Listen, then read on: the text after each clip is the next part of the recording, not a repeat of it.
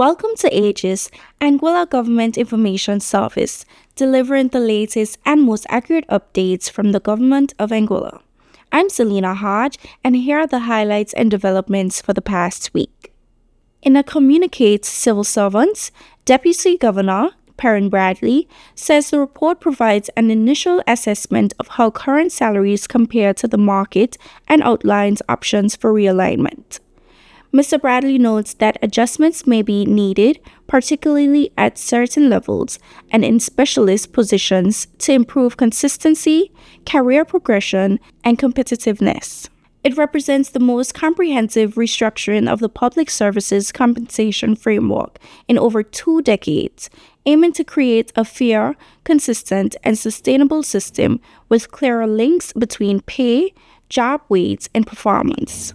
Further work is still required, including detailed post-by-post assessments and mapping of roles to the proposed grading structure before adjustments take full effect. The Government of Anguilla has introduced temporary measures to ease the impact of rising global fuel prices. Executive Council has approved the suspension of import duty and customs service fees on gasoline and diesel imports for an initial 3-month period.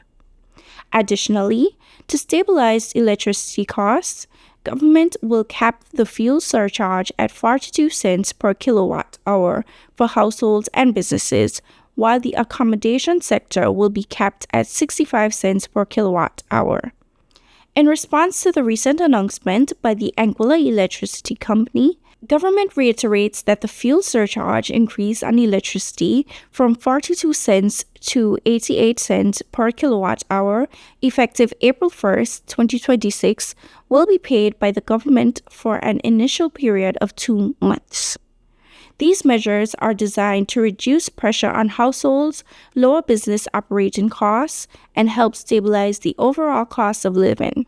Your government has been actively monitoring the situation and has taken decisive action to cushion the impact on our people and on our economy. At this time, we are implementing a coordinated set of temporary measures which will take effect together to provide immediate and meaningful relief. First, Executive Council has approved the temporary suspension of import duty and the customs service fee on gasoline and diesel imports for an initial period of 3 months. Please note that the goods tax and excise on gasoline have already been reduced to 0. Second, in response to the sharp rise in the cost of fuel used for electricity generation, Executive Council has approved a temporary intervention to stabilize electricity costs. To protect consumers from this sharp increase, for an initial period of 2 months, the government will keep the fuel surcharge at 42 cents per kilowatt hour for households and most other customers, with government fully absorbing the cost above that level, and limit the fuel surcharge to 65 cents per kilowatt hour for the accommodation sector, including hotels, villas, and guest houses, with government covering the cost above that level. Additionally, on Just the Facts, Honorable Premier and Minister of Finance, Cora Richardson Hodge, and Minister responsible for Economic Development, Kyle Hodge, further fleshed out the matter for the benefit of the general public.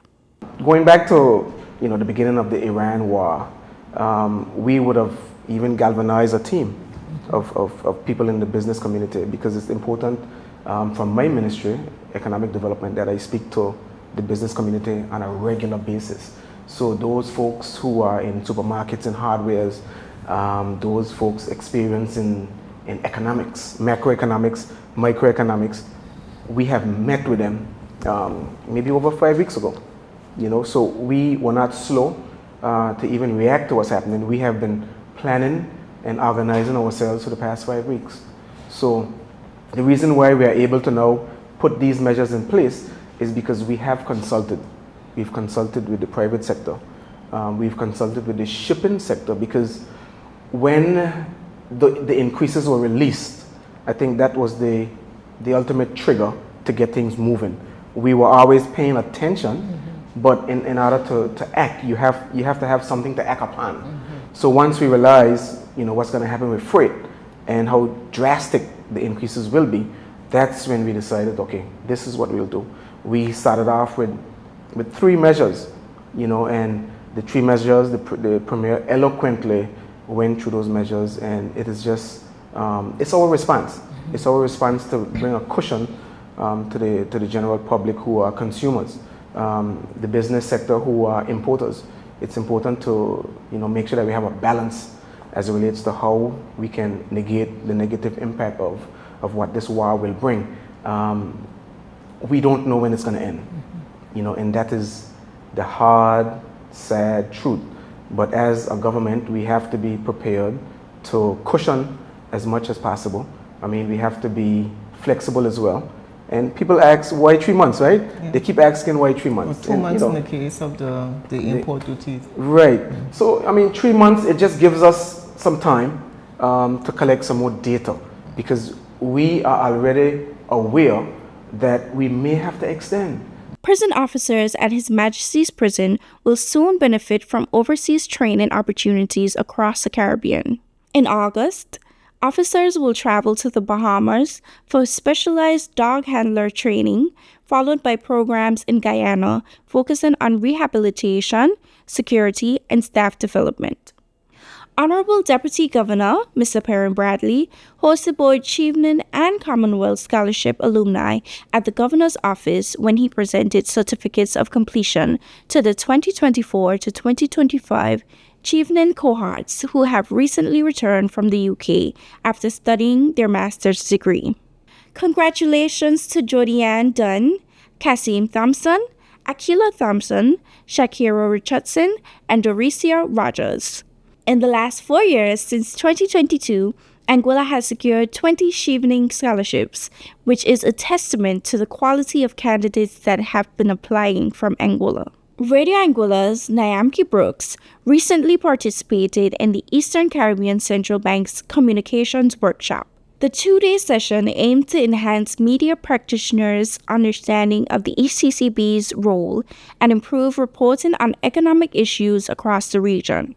Topics reviewed throughout the event included monetary policy, details on the EC currency, digital payment platforms, safeguarding the ECCB's financial systems, reserve management, and storytelling with data, among others.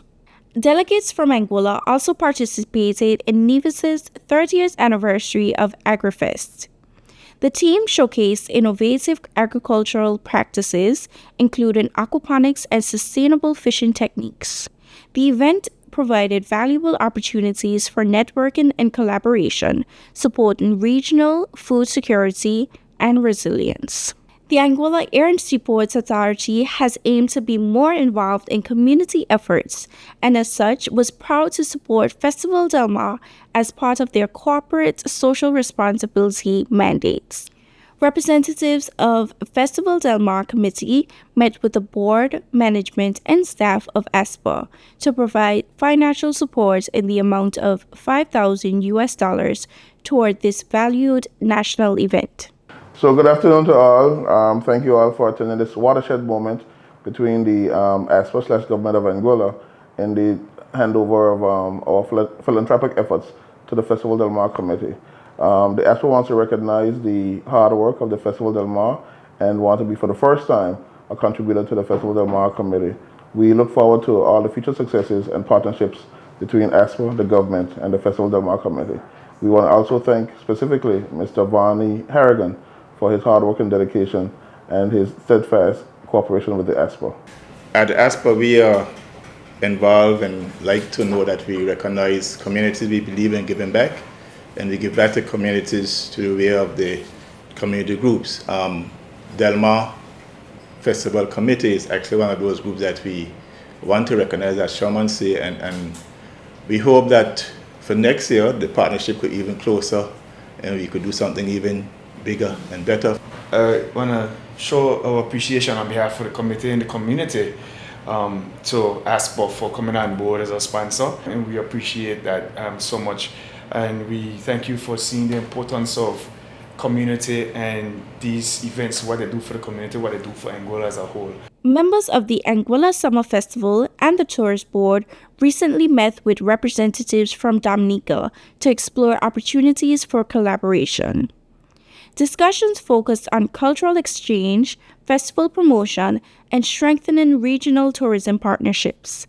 The Anguilla Summer Festival 52 has officially launched under the theme Anguilla for Summer, promising a vibrant season of celebration across the island. Anguilla was represented at the Senior Officials Illicit Finance Dialogue in Miami by Attorney General Rachel Sperring Casey, Permanent Secretary, Ministry of Finance P.S. Marissa Harden-Hodge, and Deputy Director of the Anguilla Financial Services Commission, Sharoni Carty. The dialogue brought together UK and overseas territory stakeholders to share best practice and strengthen cooperation on tackling illicit finance, asset recovery, beneficial ownership transparency, and emerging financial crime risks.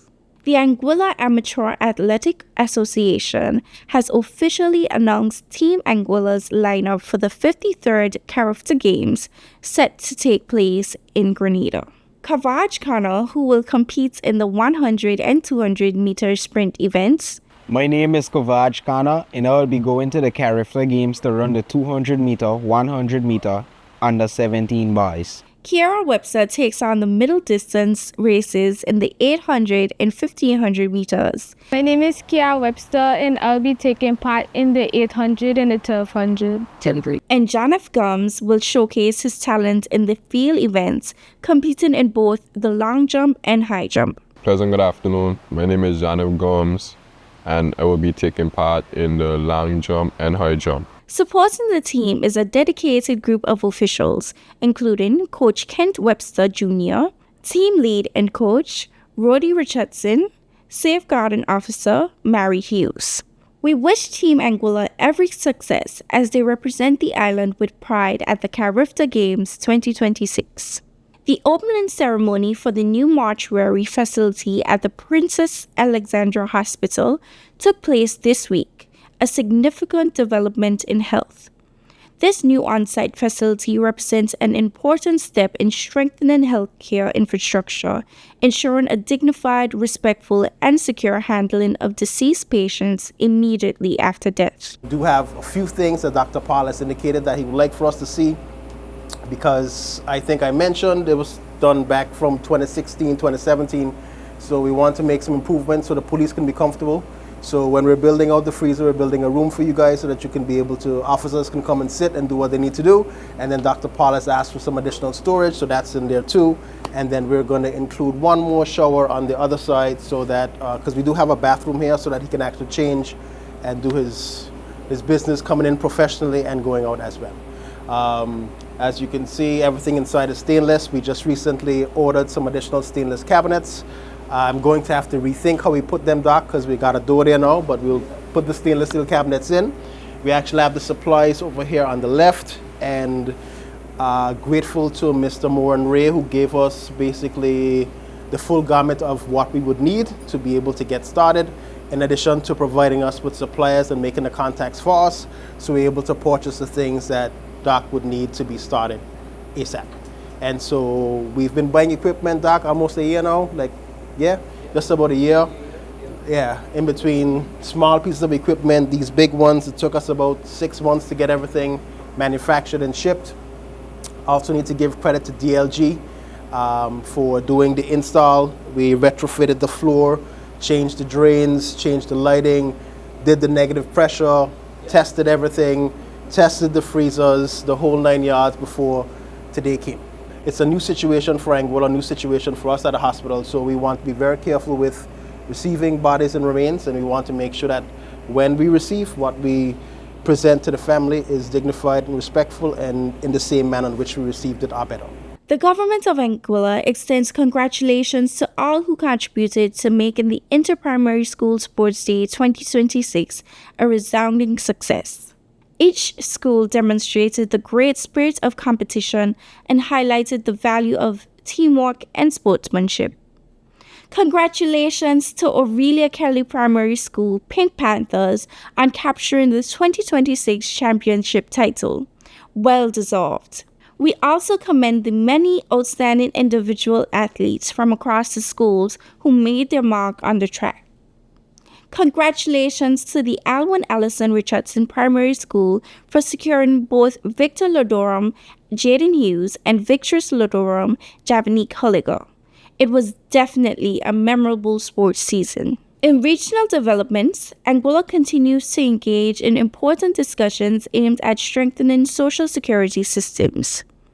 Representatives from Anguilla, Mrs. Magdalene Webster and Mr. Ken Viscoms, recently attended the inaugural Social Security Summit hosted by BLICE.